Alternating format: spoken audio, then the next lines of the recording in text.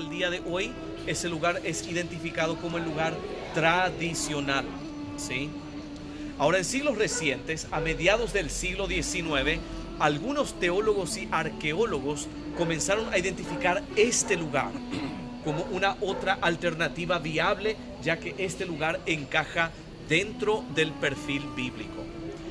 Todo comenzó en el año 1842, algunos años antes de que yo naciera.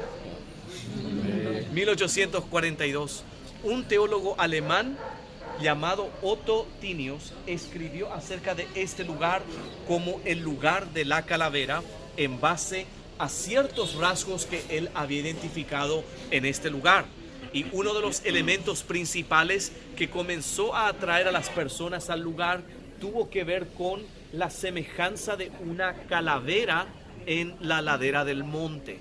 Déjenme mostrarles aquí una fotografía antigua. Esta es una fotografía antigua que fue capturada en los años 1880 aproximadamente. Y en esta fotografía ustedes van a poder observar lo que las personas vieron cuando vinieron al lugar, ¿sí?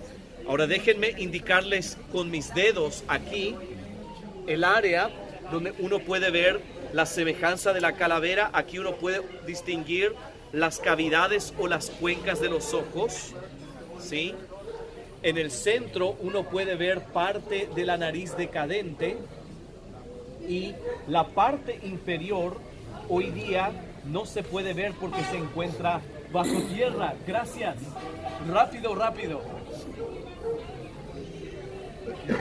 Al ver esto las personas, automáticamente ellos comenzaron a asociar la semejanza de una calavera con el nombre Gólgota. La Biblia dice en el Evangelio de Marcos, capítulo 15, en el versículo 22, que lo trajeron al lugar llamado Gólgota, que se traduce como el lugar de la calavera. El nombre Gólgota en su origen es un nombre arameo que simplemente significa calavera.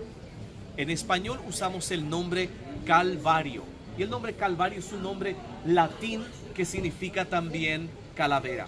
O sea que cuando hablamos del Calvario, el Gólgota o el lugar de la calavera, en realidad estamos hablando del mismo lugar, pero en diferentes idiomas. Y esto fue uno de los primeros atractivos que comenzó a atraer a las personas al lugar.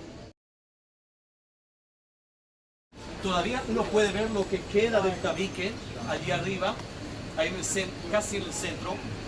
Eso se desmoronó 3 años atrás. ¿Sí? En el 2015, en el invierno, tuvimos una tormenta de nieve a principios del 2015 y fue en ese tiempo que eso se desmoronó. ¿Sí? Entonces, la fotografía que les mostré es un buen punto de referencia para que todavía puedan identificar cómo se veía el lugar en la antigüedad. ¿Sí? Aquí tenemos otra fotografía que fue capturada en el año 1901, en la época en que los turcos otomanos estaban en control de esta tierra. Y en esa fotografía ustedes pueden ver el lugar sin la estación de autobuses, y también en la fotografía pueden ver la totalidad de la semejanza de la calavera, tal cual como lo habían visto a mediados del siglo XIX.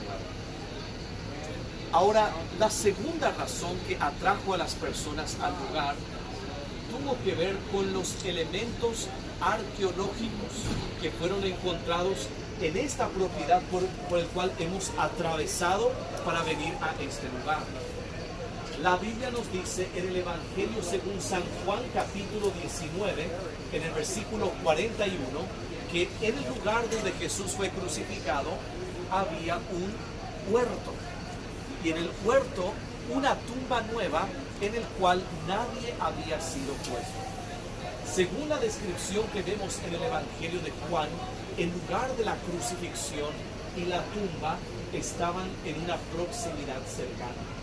De hecho, el versículo 42 de Juan capítulo 19 nos dice que lo pusieron en aquel sepulcro porque aquel sepulcro estaba cerca.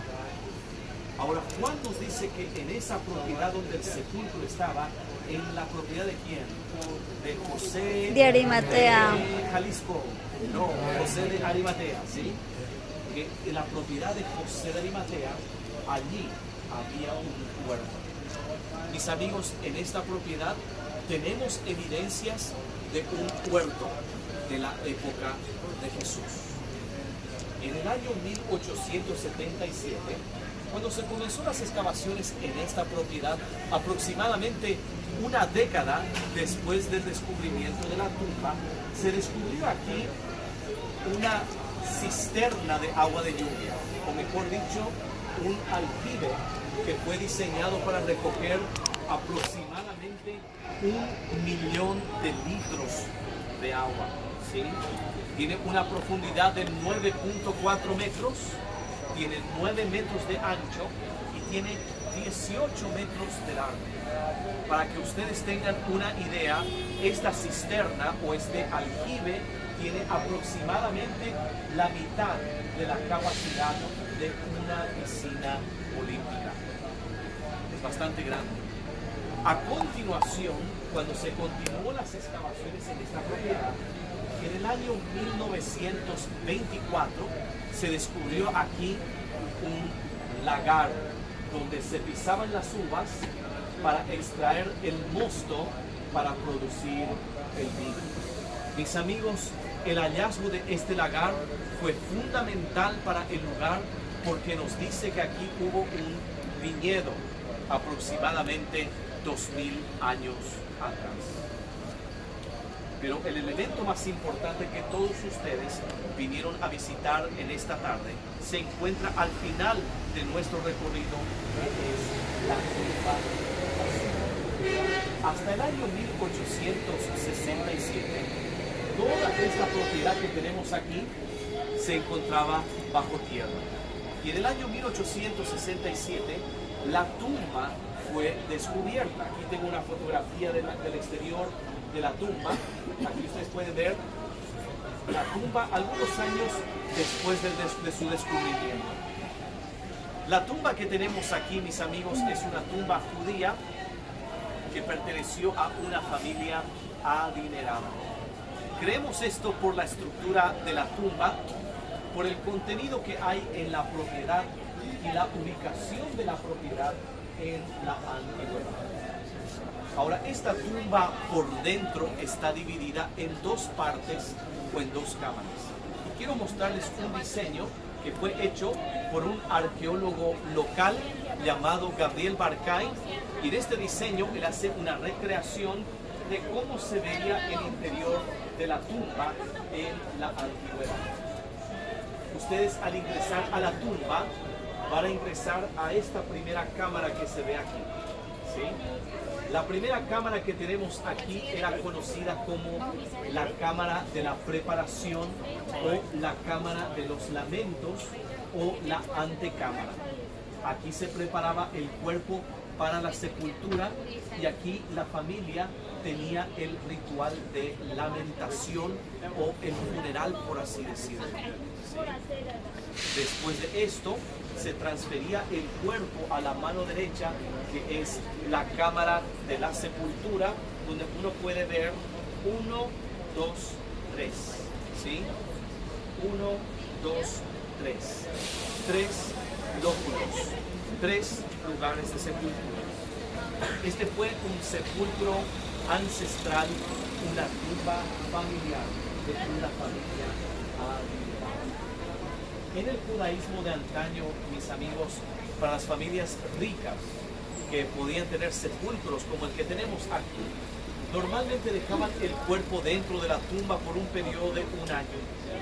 Después de 1 año, la familia retornaba a la tumba para recoger o sacar los huesos del cuerpo y colocaban los huesos en cajas de piedras llamadas los osarios, ¿sí? Ese era el método que se utilizaba en la antigüedad para vaciar los lóculos, para que los lóculos pudieran ser reutilizados nuevamente por otros familiares. Este fue un método que fue implementado ya en la época del Segundo Templo, comenzando del siglo 3 y 4 antes de Cristo, y ya estaba incluso en la época de Jesucristo. Pero mis amigos, en el caso de Jesús, no hubo necesidad de retornar al año siguiente. ¿Por qué? Porque al tercer día Jesucristo físicamente resucita de entre los muertos, tal cual como él había dicho. 3 veces en los evangelios vemos a Jesús decir enfáticamente a sus discípulos que era necesario que el Hijo del Hombre sea entregado en manos de pecadores, que muriera, pero que al tercer día resucitara de entre los muertos. Y mis amigos, él físicamente resucitó de los muertos porque él es Dios, que es el Señor de la vida y está vivo hoy para dar vida nueva a todos aquellos que ponen su fe y su confianza en lo que Cristo hizo por nosotros en la cruz del Calvario. Para terminar esta parte, mis amigos, esto es lo más importante del cual podemos hablar en este lugar. Y esto es lo más importante de la historia. Podemos hablar mucho de la historia y de la arqueología del lugar, pero si no entendemos el propósito de la cruz, toda la información que les he dado no tiene absolutamente ningún valor. Él murió por usted y por mí, porque no había otra forma en que nuestros pecados pudieran ser perdonados. La Biblia dice que sin derramamiento de sangre no podía haber la remisión o el perdón de los pecados. ¿Por qué? La Biblia nos enseña que la paga del pecado es muerte. No solamente la muerte física, mis amigos, sino también la muerte espiritual. Mas la dádiva de Dios, el regalo de Dios para usted y para mí, es vida eterna con Él a través de Jesús. Confió ya usted en la sangre de Cristo para tener el perdón de sus pecados, de manera a tener una relación personal con Él. Esa es la pregunta más importante que creo que todos nosotros debemos hacernos en el día de hoy. La Biblia dice que hoy es el día aceptable, hoy es el día de salvación. Es por esa razón que quiero dejarles con este desafío, a que mediten en estas palabras y también analicen su corazón para ver en dónde ustedes se encuentran en su relación.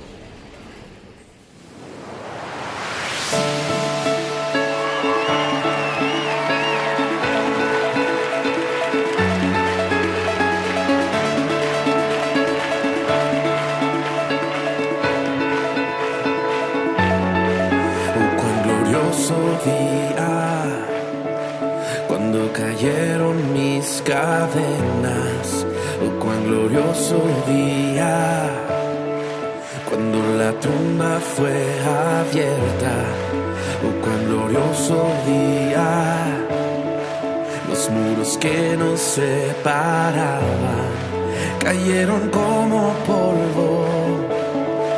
Ahora tú vivo estás en mí, pues Él resucitó.